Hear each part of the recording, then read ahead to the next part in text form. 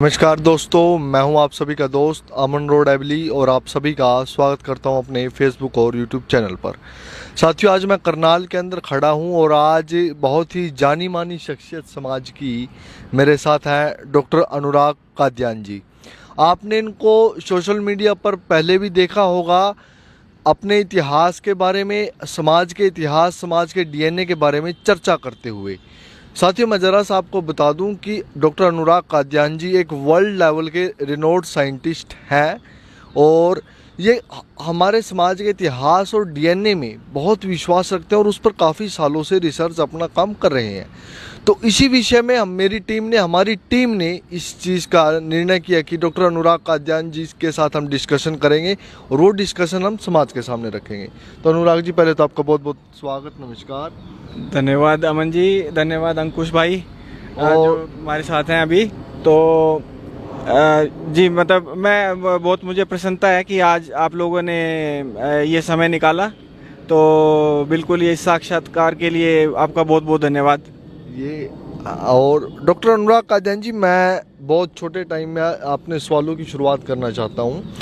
आप जैसे डीएनए के और इतिहास के बारे में चर्चा करते हैं और लोगों के ये सवाल हमारे पास आते हैं कि डॉक्टर अनुराग कादियान जी वर्ल्ड लेवल के रेनोड साइंटिस्ट हैं या नहीं है, मतलब आपकी क्वालिफिकेशंस क्या हैं, वो उसके बारे में लोग जानना चाहते हैं। जी, तो जहाँ तक क्वालिफ़िकेशंस का सवाल है अमन जी, तो मैंने जो सबसे शुरुआत में पढ़ाई की वो आईआईटी खड़गपुर से engineering B Tech aerospace engineering IIT Kharagpur से मैंने की। तो उसके बाद में हमारा इंटरेस्ट शुरू से ही जो है ना, इतिहास और डीएनए के अंदर था। तो इस फील्ड के हमने बहुत से शोध पत्र पढ़े, जैसे रिसर्च पब्लिकेशंस होती हैं, बहुत सी बुक्स पढ़ी। तो फिर उसके बाद एक समय आया जब हम कैम्ब्रिज में 1 साल के लिए एमबीए करने गए, कैम्ब्रिज यूनिवर्सिटी यूके में। तो 2007-8 की ये बात है। जब हम कैम्ब्रिज में थे तो वहाँ एक बहुत ही वेल रिनाउंड एक रिसर्च सेंटर है, लिवर ह्यूमन जेनेटिक्स और एंथ्रोपोलॉजी। तो उस सेंटर में हमारी डॉक्टर टॉमस किवीशील्ड और मार्ता मिराजोन लार, ये दो वहाँ पे बहुत ही बड़े लेवल के साइंटिस्ट हैं, बहुत ऊंचा कद है इनका रिसर्च फील्ड में। इन दोनों से हमारी मुलाकात हुई। तो हालांकि हमने जेनेटिक्स में पढ़ाई नहीं की, परंतु जब हम उन लोगों ने हमारे साथ डिस्कशन की तो उन्हें लगा कि हमारी जेनेटिक्स के अंदर बहुत ज़्यादा रुचि है, बहुत ज़्यादा नॉलेज भी उनको लगी कि ऑलरेडी हमारे पास जेनेटिक्स फील्ड की थी, जिसके वो लोग बिल्कुल वर्ल्ड लेवल के एक्सपर्ट्स हैं। तो उन्होंने हमें चांस दिया कि हम उनके साथ को ऑथर बने। तो उनके साथ मिलकर के हमने सबसे पहले शोध पत्र निकाला। ये शोध पत्र जो था हमने 2008-9 में पब्लिश किया। इस शोध पत्र का टाइटल था कि the herders of Europe and India share their allele of lactose tolerance. जो लैक्टोज टॉलरेंस एक दूध पीने की जो क्षमता होती है, बहुत सी जातियों में आप देखेंगे कि लोग जब बचपन से थोड़े जैसे जवानी की तरफ बढ़ते हैं तो वो दूध पचा नहीं पाते। बहुत सी जातियों में ऐसी एक प्रवृत्ति, ये नेचुरल सी प्रवृत्ति है, क्योंकि जब आप बचपन से बड़े हो जाते हो तो धीरे धीरे आप दूध पचाने की क्षमता खो देते हो। लेकिन हमने देखा कि यूरोप और इंडिया के अंदर ऐसे लोग हैं जो दूध बाद तक, बुढ़ापे तक पचा लेते हैं, है ना। तो इसके पीछे एक जीन होता है। तो हमने ये जो सबसे पहला रिसर्च पेपर छापा था, उसमें हमने ये प्रूव किया कि इंडिया में भी वही जीन इसके लिए रिस्पॉन्सिबल है, इस चीज़ के लिए, जो यूरोप के अंदर भी हो। तो सेम इससे पता चला कि जो इंडो यूरोपियन जो एक तरह से जेनेटिक्स है ना, उसमें कुछ कॉमन चीज़ें हैं। यूरोपियन पॉपुलेशन और इंडियन पॉपुलेशन के बीच में कुछ एक कॉमन ट्रेट्स हैं। एक आपने जैसे आप बताया कि आपने अपनी क्वालिफिकेशंस की, आपने डिग्री के बाद स्टार्टिंग ही जेनेटिक्स वगैरह से की।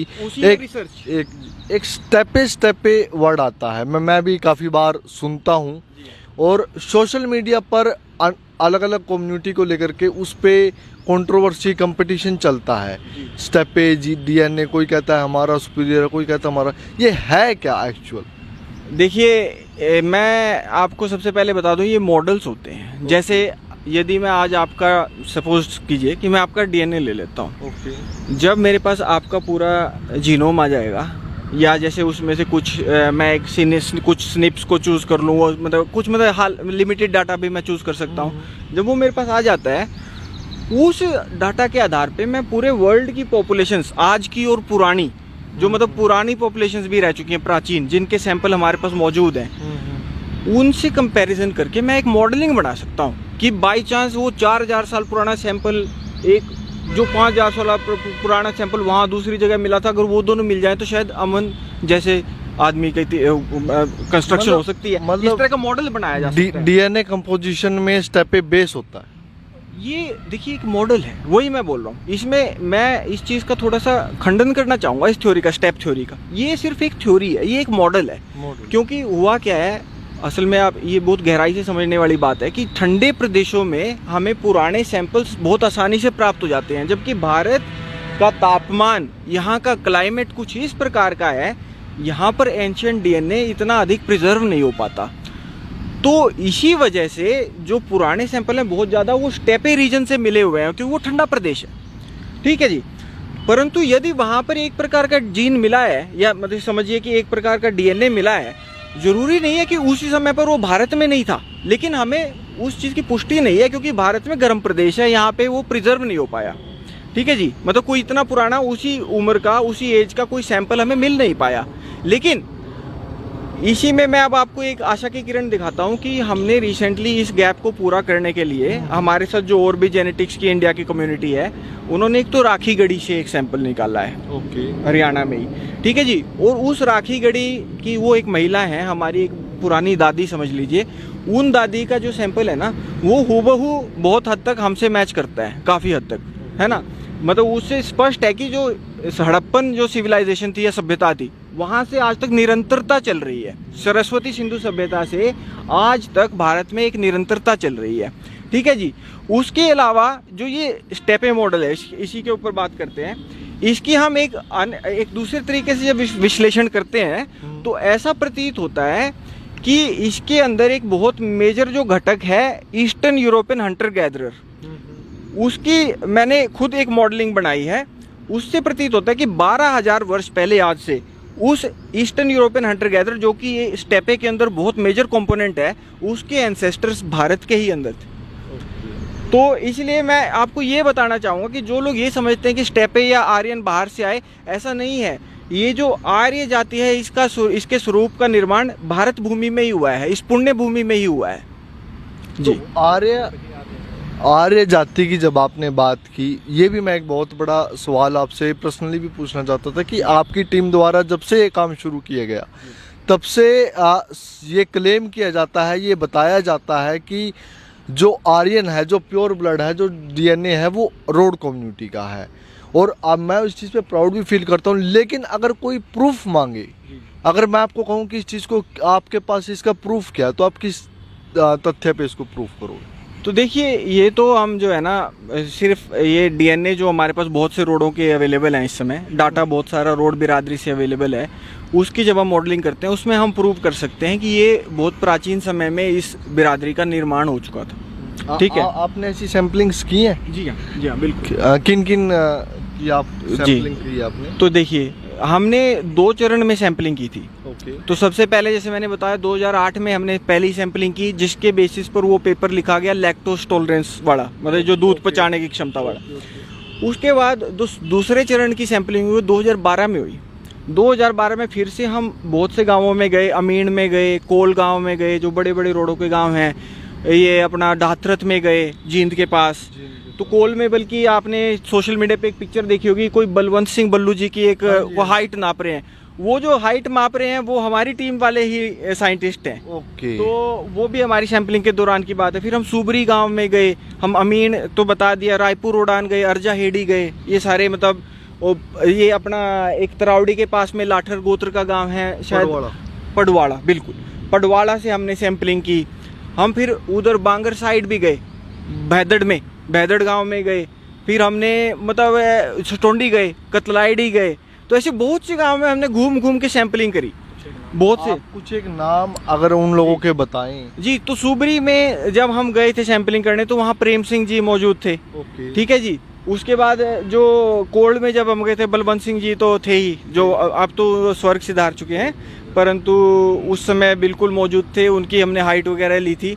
और इसी प्रकार से मतलब हर गांव में मतलब हमने ओपनली ही, मतलब ऐसा नहीं है कि छुप छुप आगे, ओपनली हम छपैड में जाते थे, रोडों की छपैड में, वहाँ पे लोगों को बोलते थे कि अलग अलग कुनबों से बच्चों को लेके आओ जिनकी हम सैम्पलिंग कर सकें, क्योंकि हम इसमें हमारा एक ध्येय होता है कि हम रिलेटेड लोगों की सैम्पलिंग नहीं करना चाहते। मतलब हम एक ही परिवार से 5 सैंपल नहीं उठाएंगे, अगर 5 भाई हैं उनकी सैम्पलिंग नहीं करेंगे। हम क्या करेंगे, ज़्यादा से ज़्यादा अगर हो सके तो एक कुनबा, उसके बाद अगर 3-4 पीढ़ी से दूर कोई हो उस दूसरे कुनबे का, ऐसे एक गांव से हम 10-15 जो सैंपल लेते थे दूर दूर, मतलब जितना हो सके अलग अलग पानों के, अलग अलग कुनबों के, इस प्रकार से हम सैम्पलिंग करते थे। जो आपके साथ जो साइंटिस्ट थे जी वो कौन कौन थे? जी हाँ, तो 2008 में जब हम आए थे तो उस समय कैम्ब्रिज से मार्ता मिराजोन लाहर, बहुत बड़ी साइंटिस्ट हैं, ये महिला साइंटिस्ट हैं।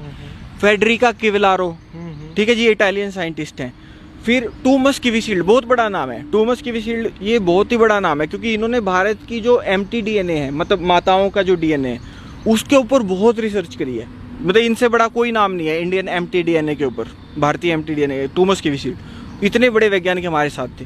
फिर 2012 की सैंपलिंग में ज्ञानेश्वर चौबे जी, आज की डेट में वो उभरता सितारा है वो DNA के फील्ड में। वो मतलब बहुत ही कम उम्र में बनारस हिंदू यूनिवर्सिटी के अंदर प्रोफेसर का पद पा चुके हैं। मतलब छोटी बात नहीं है, हमसे कोई ज़्यादा उम्र नहीं है, 40, 42, 43 ऐसी इसी प्रकार की उम्र है, और प्रोफेसर पद पाना इस उम्र में, मतलब हमारे साथ इतने होनहार वैज्ञानिक हमारे साथ उन्होंने काम किया है इस रोड बिरादरी के ऊपर। तो मतलब हमारे लिए गर्व का विषय है, मतलब हमारे लिए हमारा सौभाग्य है, बिरादरी का सौभाग्य है। तो जब आपने इतनी गहराई से इस विषय पे काम किया है और आपने अलग अलग तरीके से इस चीज़ को एनालाइज भी किया होगा, जो अनदर कम्युनिटी है सबसे क्लोजेस्ट हमारे से कौन लगते हैं? जी, तो इसमें देखिए जो रोड बिरादरी है ये बहुत अनोखी बिरादरी है। इसके जो DNA है, इसकी जब हम इसकी दूसरे कम्युनिटीज़ के साथ इसका जेनेटिक डिस्टेंस नापते हैं कि जेनेटिक्स में कितनी दूरी है, तो ये बहुत सी कम्युनिटीज़ के साथ ऐसा लगता है कि बराबर बराबर सा डिस्टेंस है। रोड कम्युनिटी का जैसे गुजरों के साथ भी अच्छा मतलब क्लोजनेस लगती है, फिर जाटों के साथ भी अच्छी क्लोजनेस लगती है। हालांकि जाटों का हमारे पास एक ही सैंपल था रोहतक के जाटों का, परंतु उनके साथ भी क्लोजनेस लगती है। फिर खत्री कम्युनिटी के साथ भी इनकी क्लोजनेस लगती है, ठीक है जी। और फिर सिर्फ भारत की बात छोड़े, उसके बाद ईरानियंस के साथ हमारी बहुत अच्छी क्लोजनेस लगती है, इराकी लोगों के साथ बहुत अच्छी क्लोजनेस लगती है। सऊदी अरब में हमारी पैटर्नल लाइन्स जो है, मतलब रोडों की जो पैतृक वंश जो चल रहे हैं, इनका DNA इस प्रकार का है कि इनका पहला स्प्लिट भारत में मिलता है 3,500 से 4,000 साल पहले आज से, और दूसरा स्प्लिट फिर ऐसा लगता है जैसे सऊदी में भी इनके लोग पहुंचे हुए हैं, मतलब इनसे रिलेटेड लोग। तो इस प्रकार से क्लोजनेस बहुत है, मतलब ऐसा लगता है कि पुराने समय फैलाव बहुत था, दूर दूर तक इन्होंने रिश्ते कायम किए हुए थे, या ये कहिए दूर दूर तक टेरिटरी बनाई हुई थी, ऐसा समझता है, ऐसा समझता है। अभी आप और आपकी टीम क्या कर रहे हैं एट प्रेजेंट? किस विषय पे आप और किस तरीके से काम कर रहे हैं? जी, इस समय हमारा मेन फोकस है होल जीनोम। तो इसमें मैं थोड़ा सा आपको डिफरेंस बता देता हूँ। जो अभी तक हमने काम किया है, इसमें हम एक स्नीप एरे यूज़ करे थे। स्नीप एरे का मतलब होता है कि जीनोम में से लिमिटेड एरिया कवर करना। जैसे ह्यूमन जीनोम में बहुत ही बड़ा कोड होता है, बहुत सारी साइट्स होती हैं, तो इसका डाटा बहुत ज़्यादा होता है। तो इसके थोड़ी इस कमी को, मतलब थोड़े से इसके दूरी इससे दूर रहने के लिए, कमी को से मतलब इस मुश्किल से लोग क्या करते हैं, स्नीप एरे चूज़ कर लेते हैं। स्नीप एरे में लिमिटेड डाटा होता है। तो अभी तक स्नीप एरे का डाटा था, अब हम इसको होल जीनोम करवा रहे हैं। हमारे पास ऑलरेडी 4 सैंपल आ चुके हैं अलग अलग गोत्रों के, 5वां सैंपल इस समय तैयारी में है, उसकी किट अभी प्रोसेस हो रही है, उसका रिजल्ट आ जाएगा। होल जीनोम पे इस समय हमारा फोकस है, क्योंकि होल जीनोम में जो है ना, कुछ भी उसमें फिर डाउट नहीं बचता, रत्ती भर भी संशय नहीं बचता, क्योंकि उसमें आपको पूरा ही कोड आ जाता है, जेनेटिक कोड जितना भी है। अगर हमारे पास जिस दिन 15 रोडों के हो जाएंगे होल जीनोम, आप ये समझिए पूरा इतिहास हम ही डिफाइन कर दें कि भाई तुम यहाँ थे, ऐसे थे, ऐसे थे, ऐसे, बिल्कुल A to Z सारा इतिहास हम लिख देंगे सिर्फ होल जीनोम के बेस। होल जीनोम, क्या ये रिपोर्ट जो है ये पब्लिश हुई थी? जी, देखिए होल जीनोम का भी हमारा प्रोसेस, ये स्टडी चल रही है। तो जब हमारे पास, जैसे मैंने कहा, अभी हमारे पास 4 सैंपल हैं, 5वां सैंपल इस समय प्रोसेस हो रहा है। जिस दिन 15 से 20 सैंपल हमारे पास आ जाएंगे, हम इसको पब्लिश कर दें, उसी दिन पब्लिश कर दें। आपने जो पहले डीएनए टेस्ट कर चुके हैं आप 2008 में 2012 में जो आप बता रहे हैं, क्या वो पब्लिश हुए थे? बिल्कुल। तो अमन जी, बहुत अच्छा सवाल है आपका। और मैं लोगों को बता दूं कि ये रोड बिरादरी का सौभाग्य है कि दोनों ही हमारे जो शोध पत्र हैं वो दुनिया की बेहतरीन जर्नल्स के अंदर पब्लिश हुए हैं। जो सबसे पहला जो मैंने लैक्टोज टॉलरेंस वाला पेपर बताया वो ऑक्सफोर्ड यूनिवर्सिटी के जर्नल से पब्लिश हुआ था। और जो दूसरा हमारा 2018 का शोध पत्र है वो जो है ना इंडस वैली पॉपुलेशंस के नाम से है, modern Indus valley populations of north India. वो पेपर दुनिया के टॉप 5 जेनेटिक्स जर्नल्स में से एक American journal of human genetics में पब्लिश हुआ है 2018 में। तो ये हमारी बिरादरी का बिल्कुल सौभाग्य है कि इतने अच्छे अच्छे जो बेहतरीन विश्व स्तरीय जो जर्नल है उनके अंदर हमारे बिरादरी के बारे में चर्चा हो चुकी है। ये हम ऑलरेडी इस प्रकार का मंच तैयार कर चुके हैं। आगे भी इसी का उपयोग करते हुए हम और भी रिसर्च छाप सकते हैं। बिल्कुल अच्छे जर्नल। जो आपने बताया कि हमारा डीएनए इतना प्रीशियस डीएनए है, तो इसमें अनुराग जी अगर मैं इसकी सिक्योरेंस की बात करूं तो मेरे अंदर एक सवाल आता है कि जैसे लड़कियों की कमी हमारे समाज में है जो जेंडर फैक्शन की वजह से, तो ऐसी कौन सी कम्युनिटी और है या ऐसा कौन सा रास्ता है जो हम अपने डीएनए को प्रिजर्व कर सकते हैं? ये आपने बहुत ही अच्छा सवाल किया है और मेरा सौभाग्य है कि आपने मुझसे ऐसी बात पूछी। बिल्कुल। और इसमें मैं बिरादरी के लिए अवश्य एक मेरा सुझाव है। अभी मैं भाटों के पास गया हुआ था पिछले 4-5 दिन के अंदर ही, राजस्थान। जी हाँ, वहाँ पर रोड बिरादरी के भाट हैं। उनको दूर दूर तक पता है कि रोड बिरादरी कहाँ तक फैली हुई है। उन्होंने मुझसे एक बात बताई कि ग्वालियर से लेके मुरैना, ये मध्य प्रदेश का इलाका है, उस इलाके के अंदर 65 गांव रोडों के आज भी हैं, ग्वालियर से मुरैना बेल्ट के अंदर। और वो वहाँ से हमें ज़रूर हो सके तो हमें वहाँ से रिश्ते बहाल करने चाहिए। वहाँ से हमें अवश्य वो लोग जो है ना, हमसे मिलके बहुत उनको खुशी होगी वहाँ के रोडों को, और वो हमसे अपनी बेटियों का रिश्ता। उनको और हमारा डीएनए सेम है? जी हाँ, बिल्कुल। क्योंकि मतलब रोडों का जब डीएनए, जैसे मैंने बताया, बहुत सी बिरादरियों के साथ ऐसा लगता है कि जैसे ये बराबर सा डिस्टेंस है। तो खासकर ये जो राजस्थान और मध्य प्रदेश और ये यूपी का जो एक एरिया जो लगभग आपस में टच होता है, उस एरिया में बहुत अच्छी मैचिंग। तो बिल्कुल, तो वहाँ पर अगर हम रोड बिरादरी के जो वो गांव मैं बता रहा हूँ ग्वालियर से लेके मुरैना तक, अगर हम थोड़ी सी खोज करेंगे, इलाके में जाएंगे, तो हमें आसानी से आइडेंटिफाई हो जाएंगे कौन से गांव हैं। वहाँ से हमें रिश्ते जो है ना बहाल करने चाहिए। और मुझे पूरा यकीन है कि वो लोग अपनी बेटियों का रिश्ता जो है ना हरियाणा के रोडों से अवश्य कर देंगे, क्योंकि यहाँ पर लड़कियों की कमी है इस समय। तो ये सभी बातें आपने हमें बता तो दी, ये आसान भाषा में आम लोगों तक पहुंच पाए तो उसके लिए कोई आपकी प्लानिंग है? कोई लिटरेचर, कोई डॉक्यूमेंट्री, कुछ ऐसा कोई आप फ्यूचर प्लान कर रहे हैं या नहीं? बिल्कुल अमन जी, ये हमारी बिल्कुल इस समय एक कवायद है, मतलब कवायद ही कहूँगा, क्योंकि इस समय हम इसके लिए ज़ोरों शोरों से तैयारी कर रहे हैं। हम बहुत सा मटेरियल इकट्ठा कर रहे हैं हिस्टोरिकल दृष्टि से भी, सिर्फ डीएनए नहीं, क्योंकि एक तरफ डीएनए है, दूसरी तरफ इतिहास है। दोनों चीज़ों को मिला करके ही थ्योरी बनती है। ठीक है जी। तो हम इस समय इतिहास की बहुत ज़्यादा पुरजोर कोशिश चल रही है हमारी। बहुत सा मटेरियल इकट्ठा कर रहे हैं, अलग अलग स्थानों से कर रहे हैं, भाटों से कर रहे हैं। जो ASI की रिपोर्ट्स हैं, आर्कियोलॉजिकल सर्वे ऑफ इंडिया, वहाँ से जो किलों की खुदाई हो चुकी है और जो रोडों से संबंधित है, उन सब जगह से हम मटेरियल इकट्ठा इस समय बहुत ज़ोर शोर से कर रहे हैं। और हमारी कोशिश यही है कि इस साल नहीं तो अगले साल मध्य तक एक अच्छी पुस्तक हम बाज़ार में लेके आएंगे। जिन भाइयों से मतलब उसका कीमत उसकी अदा नहीं की जाएगी, उनसे भी हम जो है ना ऐसे ही नाम मात्र के पैसे लेकर के उनको भी दे देंगे। ऐसी कोई बात नहीं है। मतलब ये ज़रूर हमारी इस समय एक कवायद चल रही है, और जब भी इस कवायद पे जो हम इसमें सक्सेसफुल हो जाएंगे, सफलता हमें प्राप्त हो जाएगी, तो ये हम बाज़ार में इसको उतारेंगे। अनुराग जी, इस अभियान में आप समाज से या सरकार से, क्योंकि दोनों पर हमारा हक बनता है, इस विषय का हक बनता है, कोई मदद, कोई गुहार या कोई अपील, सजेशन, कुछ ऐसा करना चाहिए? जी, इसमें जो है हमारा जो रोड इतिहास अनुसंधान के ऊपर एक ट्रस्ट है, उसमें ज़रूर अगर जिन भाइयों को इसमें इच्छा हो, जिनका इस तरफ रुझान हो, तो वो अवश्य हमारी मदद कर सकते हैं। क्योंकि जैसा मैंने बताया, होल जीनोम टेस्ट के अंदर एक व्यक्ति का पूरा होल जीनोम करवाने के लिए 15,000 का खर्चा आता है। जिस भी भाई को इसमें इंटरेस्ट हो, तो वो 21,000 का अनुदान दे सकता है, क्योंकि 15,000 उसकी सैम्पलिंग हो जाएगी, 6,000 जो है ना हमारी रिसर्च में हमारी सहायता होगी, हमारी टीम को जहाँ भी टूर निकालने होते हैं, भविष्य में हमें जो किताबें पब्लिश करनी है उसमें हमारी मदद हो जाएगी। तो इस प्रकार से अगर जिस भी भाई को, समाज में जिस भी व्यक्ति को इसमें रुचि हो, वो हमारी मदद अवश्य कर सकता है, और हम उनका बिल्कुल तहे दिल से आभार व्यक्त करते हैं। साथ ही साथ सरकार से आप इस विषय में क्या उम्मीद रखते हैं कि सरकार आपकी किस तरीके से मदद करे? जी देखिए, सरकार से भी हमें बहुत उम्मीद है, क्योंकि हम जिस प्रकार से रिसर्च कर रहे हैं, हम चाहते हैं, क्योंकि हमारे पास इस समय इतना मटेरियल है कि हम एक म्यूज़ियम के अंदर हम चाहते हैं, हमारी सरकार से पेशकश है कि एक म्यूज़ियम हमारे को अलॉट किया जाए इस क्षेत्र की क्षेत्रीय इतिहास और मतलब इस बिरादरी के इतिहास के लिए। उसके अंदर हम अपने आर्टिफैक्ट्स वगैरह रखेंगे। अगर आर्टिफैक्ट्स एग्जैक्ट नहीं मिल पाएंगे तो उनकी एक कॉपी बना के रखेंगे।